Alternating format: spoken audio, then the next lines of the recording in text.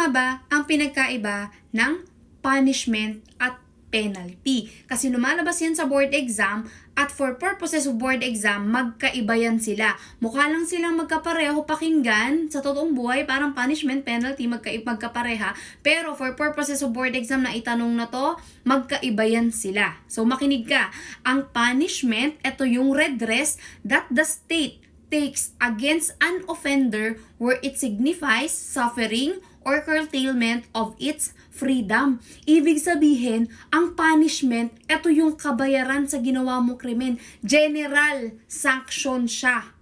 Sino ang gumawa? Sino ang gumawa? Malamang ang state kasi nga merong nilabag na batas ang isang offender o ang isang tao. Kaya ang state paparusahan siya. For example, the state's right to imprison a thief or a murderer, no? Ang kapangyarihan ng estado na ipakulong ang isang offender dahil siya ay nagkasala sa batas, general sanction, kabayaran sa ginawang krimen, yun yung punishment. Tandaan, punishment, redress. Kaya siya po-dress. Ayan yung sa kanya keyword, po-dress.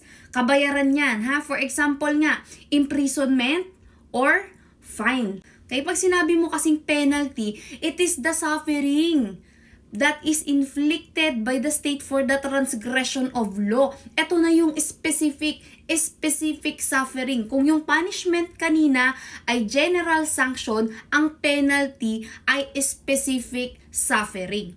For example, ang punishment na ibinigay ni state ay ang punishment na binigay ni state ay reclusion, ay imprisonment, di ba?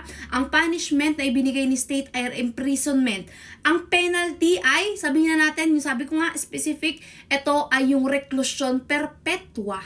Yan, yung mga duration of penalties, ayan yung penalty kasi ito na talaga yung suffering. Ito na yung pain na binibigay sa'yo ng state dahil nga nilabag mo yung batas. Kaya sila magkaiba.